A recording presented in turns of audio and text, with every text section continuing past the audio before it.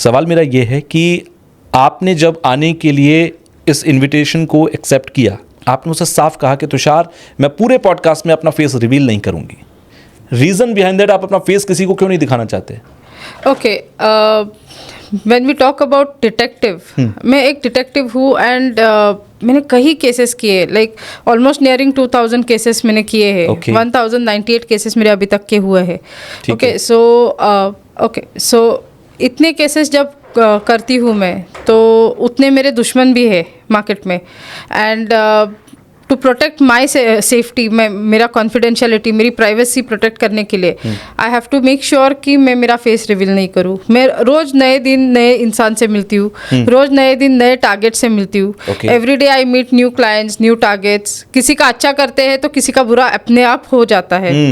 तो किसी का अच्छा करने के चक्कर में किसी का बुरा होता है, तो I have to be careful कि जिनका बुरा हुआ है वो आके कहीं रिवेंज की ना सोचे, या जिनका हमने अच्छा किया है उनकी कॉन्फिडेंशियलिटी मेंटेन करने के लिए मुझे मेरा फेस हाइड करना बहुत ज़रूरी है, बिकॉज मैं खुद फील्ड में काम करती हूँ।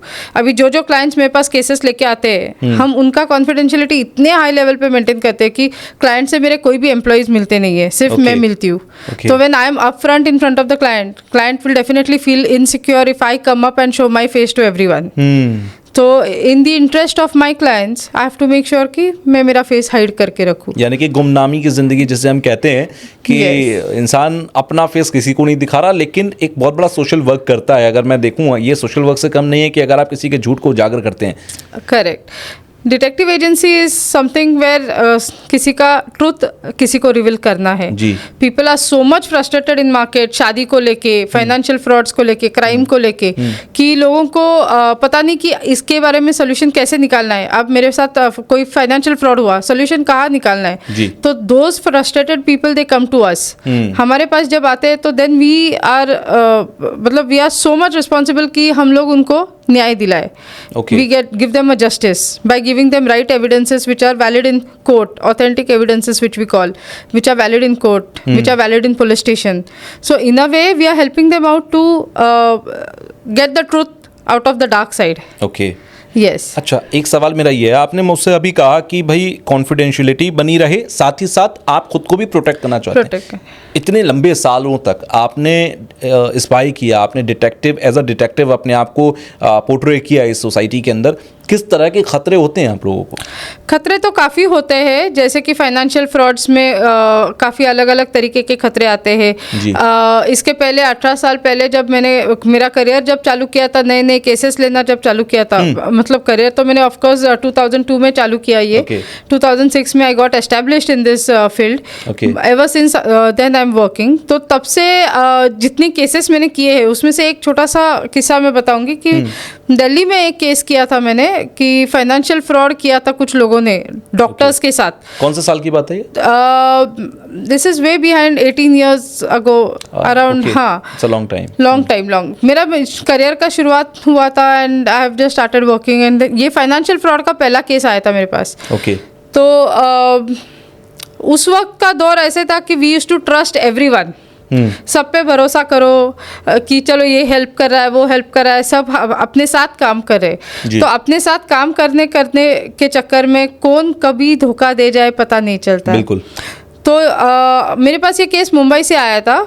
कुछ देवर हैंडफुल ऑफ डॉक्टर्स जिन्होंने लोन के लिए अप्लाई किया था और उसके प्रोसेसिंग फीस उन्होंने पे किए थे। तो अराउंड 2.5 CR का फ्रॉड हुआ था। तो ये जो कंपनी था, इन्होंने 2.5 CR as a processing fees सारे डॉक्टर्स से उठाई थी एंड ऑफिस वगैरह बंद करके इन लोग गायब हो गए। And then everybody was worried because उन लोग ने लोन निकाल के ये पैसा दिया था and they wanted to take a heavy loan.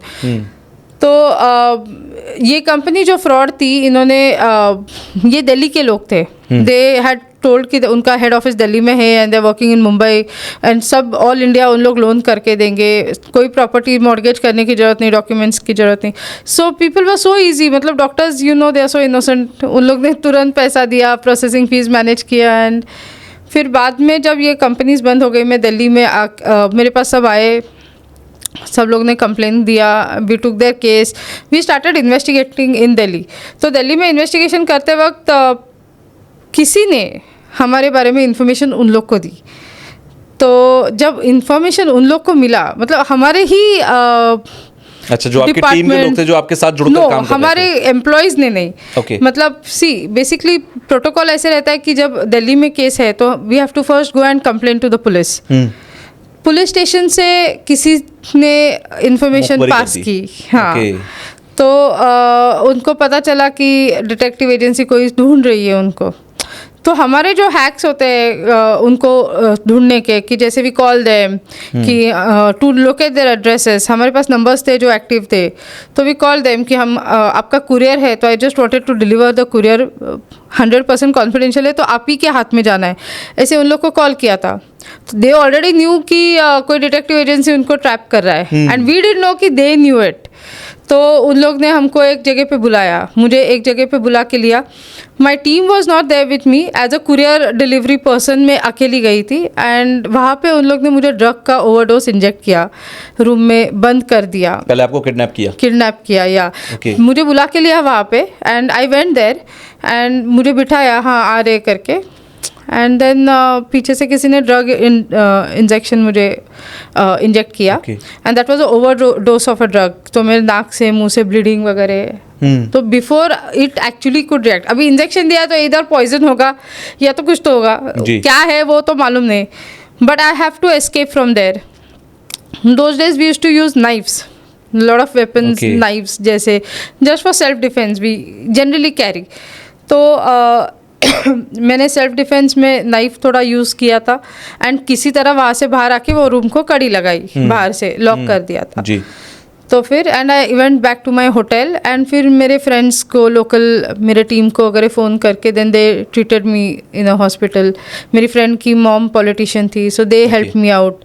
उसके डैड डॉक्टर थे, so somehow they got me treated, and then again we started investigating on the same case, and we found them and we made sure कि they are behind the bars in a proper way. So ये सारी चीज़ें हो जाती है investigation में, कभी कौन धोखा दे जाए सिस्टम में पता नहीं चलता है। हमारे एम्प्लॉयज़ तो इतने वेल ट्रेंड है, we have a team of 35 employees, they are so well trained and is so loyal कि they will never betray or they'll never backstab you, और कभी कोई इन्फॉर्मेशन यहाँ से बाहर नहीं जाती है। They are very loyal to their profession, but बाहर के लोग वी कैन नॉट गारंटी।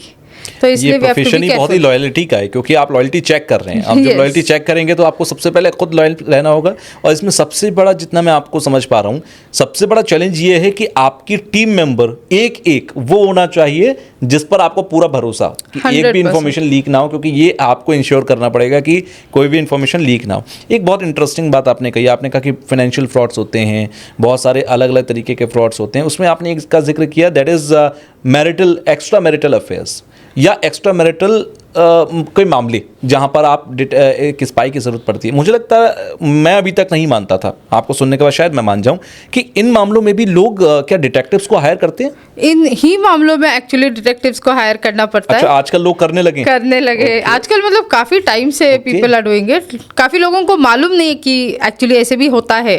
सो जब किसी का एक्स्ट्रा मैरिटल अफेयर होता है, कोर्ट में एलिमनी के लिए जाते हैं, डिवोर्स के लिए जाते हैं, तो चिल्ला चिल्ला के तुम कितना भी कोर्ट में बोलो कि मेरे हस्बैंड का एक्स्ट्रा मैरिटल अफेयर है या मेरे वाइफ का एक्स्ट्रा मैरिटल अफेयर है, तो how will court listen to you until and unless court sees the evidence?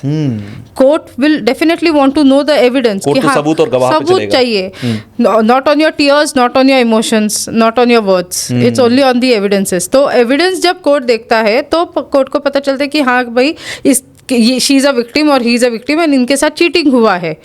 तो extra marital affair is nothing but a cheating, and as per the Hindu law अपना culture ऐसा है नहीं कि you can keep a wife at home और you can have a husband and go around sleeping with someone else outside, या आप कोई extra marital affair कर सकते हो। So that is not as per the Hindu law.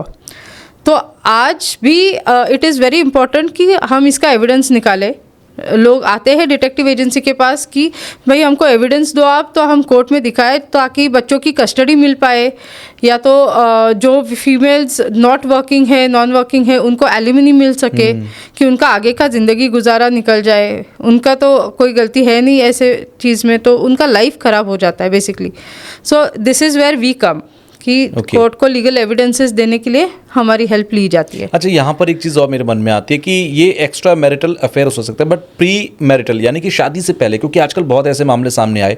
मैं कुछ मामलों का जिक्र करूँ जो सभी ने सुने हुए, जैसे मुस्कान का मामला, उसमें उन्होंने अपने हस्बैंड को अपने लवर की वजह से मारा और ब्लू ड्रम के अंदर सीमेंट में दबा दिया। दूसरा मामला सोनम का है, जहाँ वो शादी के बाद हनीमून पर जाते हैं और खाई में फेंक दिया। शादी से पहले क्या लोग हायर करते हैं डिटेक्टिव्स को कि भाई मेरी शादी इससे होने वाली है, आप मुझे प्लीज ये बताइए, एविडेंस दिखाइए कि ये लॉयल बंदा है कि नहीं है? यस, ये अभी चालू हुआ है।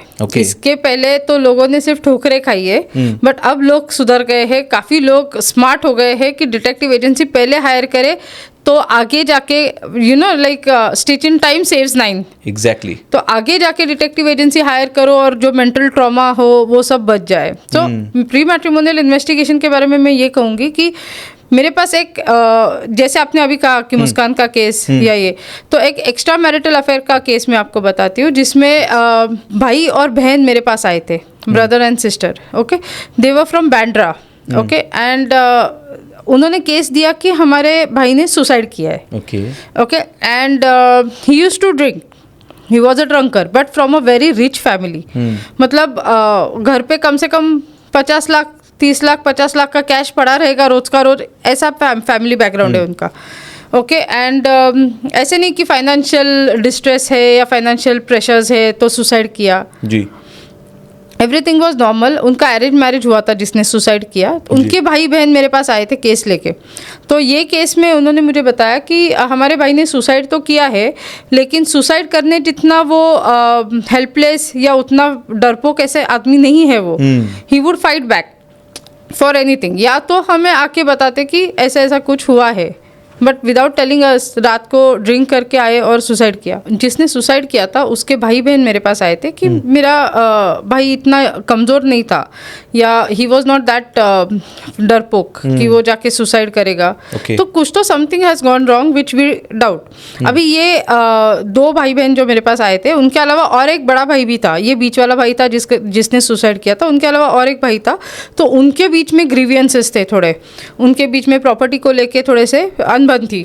तो इन लोग को लग रहा था कि वो भाई ने कुछ किया होगा, कि वो भाई ने या तो कुछ ड्रग्स वगैरह दिया या कुछ किया। एंड सुसाइड तो एक्चुअली फांसी लगाने से हुआ था, पोस्टमार्टम रिपोर्ट भी दिखा रहा था, बट उनको डाउट था कि वो भाई की वजह से हुआ या उन्होंने कुछ किया है, because they were not present जब सुसाइड हुआ है।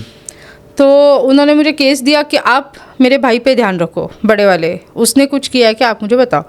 अभी ये केस आने के बाद आई वाज लाइक ठीक है, बट मैंने एज यूजुअल रूटीन रहता है कि फैमिली के हर एक मेंबर का हम इंक्वायरी करते हैं।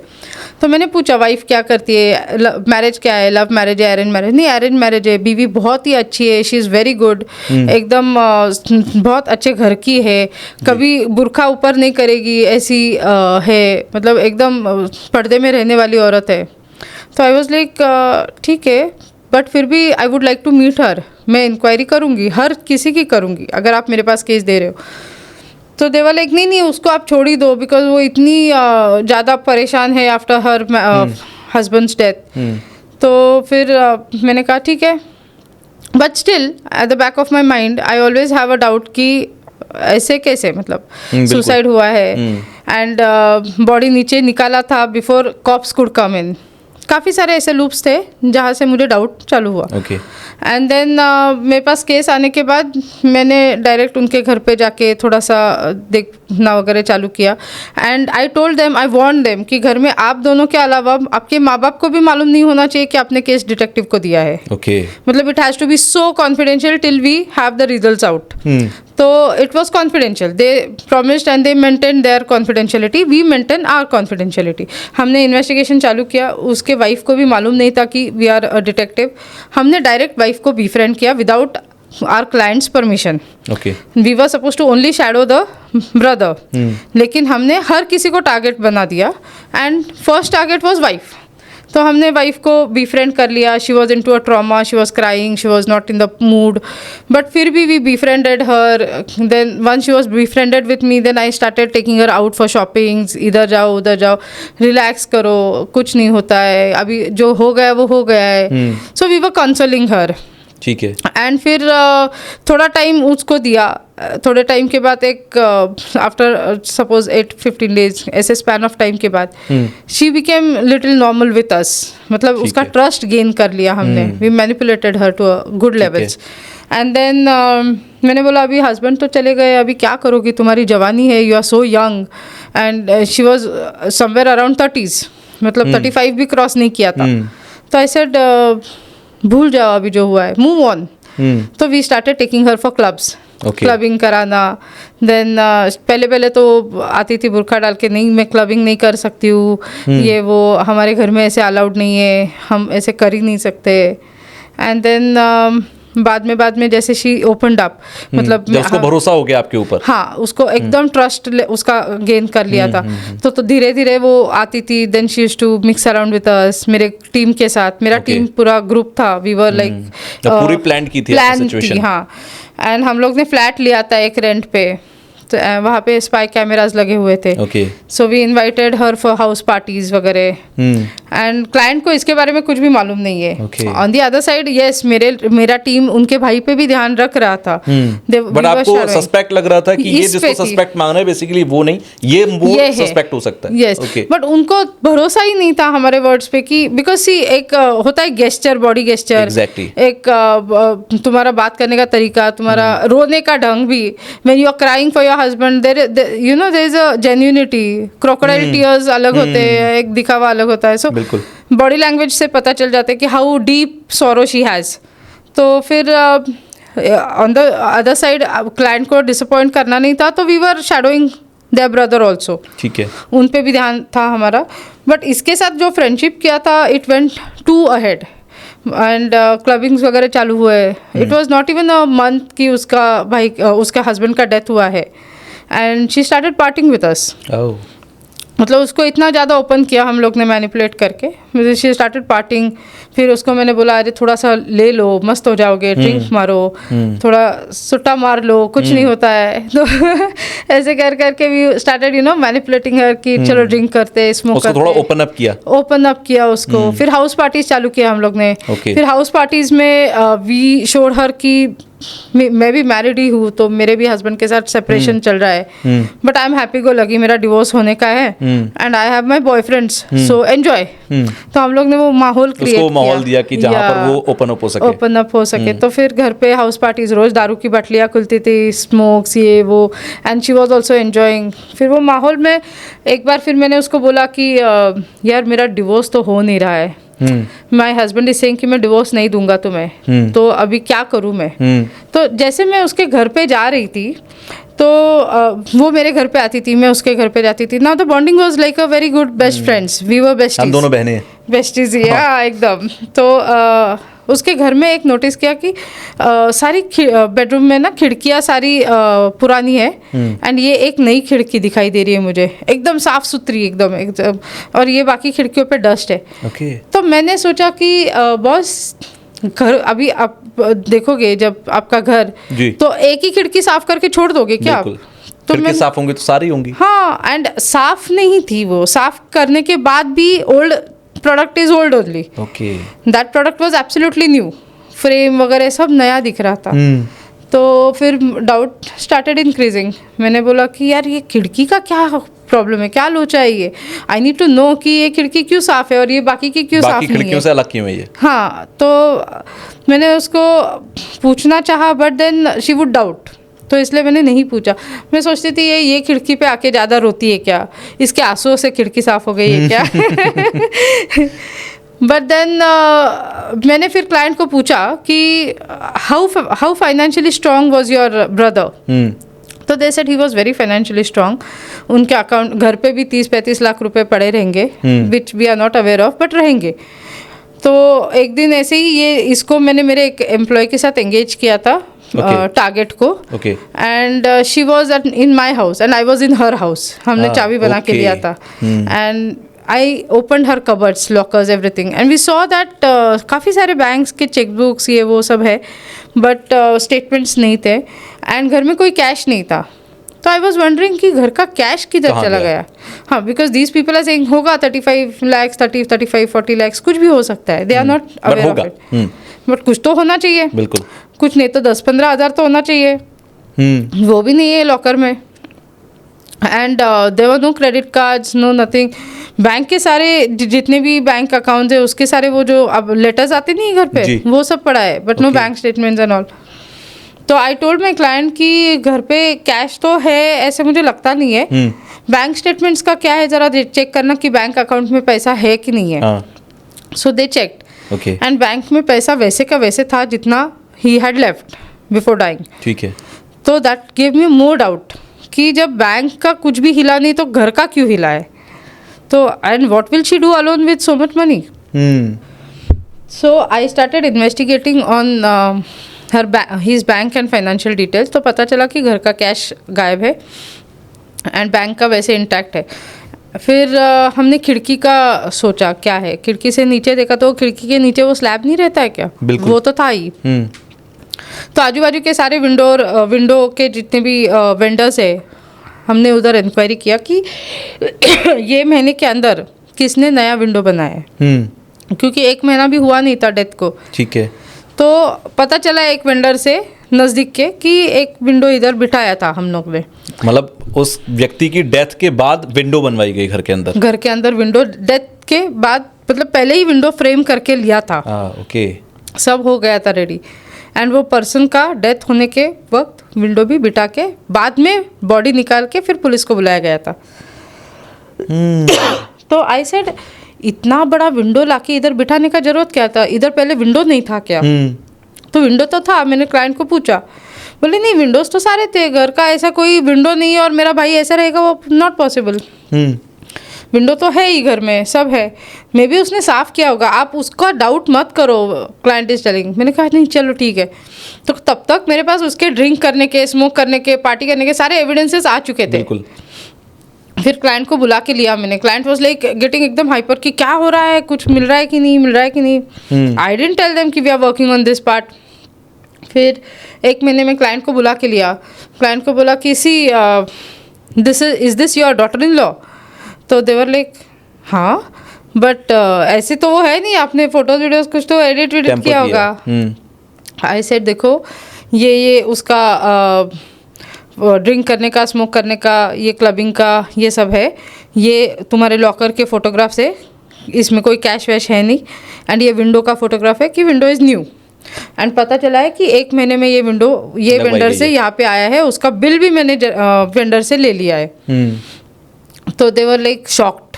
तो बोले कि हाँ हुआ होगा, लेकिन आप मेरे भाई पे ही ध्यान रखो क्योंकि बहू ऐसा कभी नहीं करेगी. वो ऐसे नीचे मुंडी, कभी आँख ऊपर उठा के कभी बात नहीं की है. So much used to love my brother also.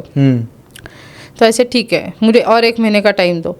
Over a period of 15 days मैंने उसको इतना ज़्यादा पार्टी करवाया, इतना ज़्यादा मैनिपुलेट करवाया कि she called her boyfriend also for the house party. Okay. Now entry हो गई इस पूरे केस के अंदर उसके बॉयफ्रेंड की. ठीक है. तो उसका बॉयफ्रेंड आ गया हाउस पार्टी करने के लिए. एंड मैंने कहा मेरा ये बॉयफ्रेंड था, मेरा ब्रेकअप हो गया, अब ये मेरा नया बॉयफ्रेंड है. तो we twisted and played with her mind, like mind game. तो शी अंडरस्टूड कि ये भी वैसी है. We both sail in the same. Jail हो सकते हैं इसके साथ. हाँ. तो एंड इसका भी डिवोर्स मैटर चल रहा है, इसका कोई हस्बैंड के साथ बनता नहीं है. तो शी कॉल्ड हिम. तो फिर हम लोग पार्टी करने लगे, me, she and her boyfriend and our team.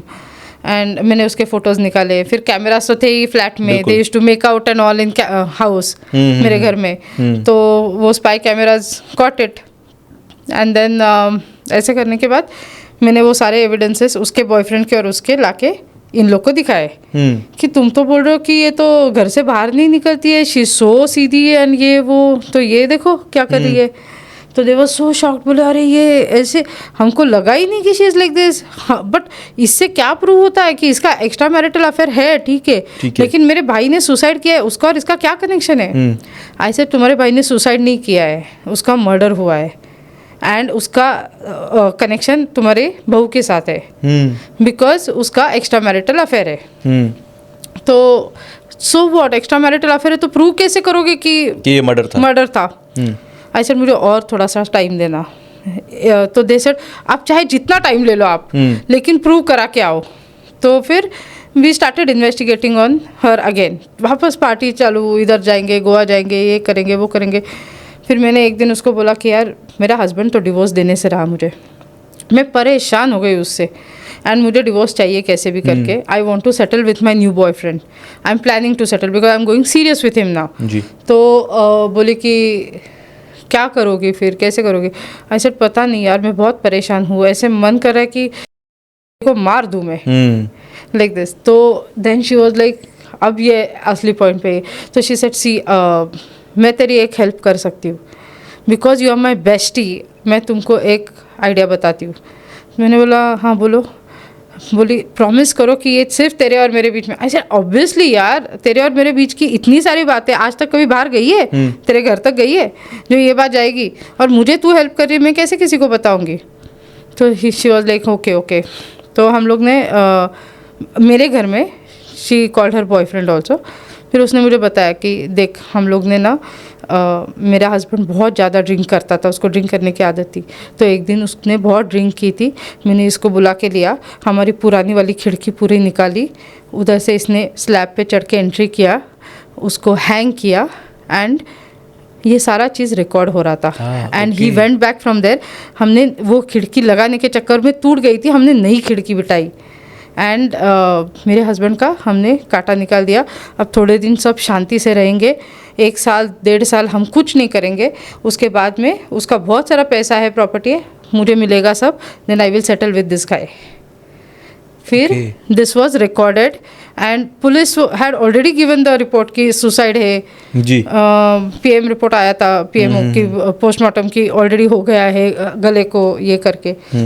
Postmortem report right ही था, गले को फांसी लगा के ही हुआ था, बट वो किया था किसी ने, ये उसमें नहीं आया था। तो it was shown as a suicide. ये बहुत इंटरेस्टिंग केस है, क्योंकि ऐसे बहुत सारे केसेस होते हैं। जैसे सुशांत सिंह राजपूत का मैं जिक्र करना चाहूँगा, उसमें भी यही लगातार लोग कहते हैं कि भाई फांसी लगाई थी, लेकिन बहुत बड़ा तबका है जो ये कहता है कि नहीं, सुशांत सिंह राजपूत ने फांसी नहीं लगाई थी, बेसिकली उनको मारकर फांसी पर लटका दिया गया। तो मैं आपसे ये समझना चाहता हूँ, इसी पॉइंट पर बात निकली है तो मैं बात क्लियर कर लेता हूँ।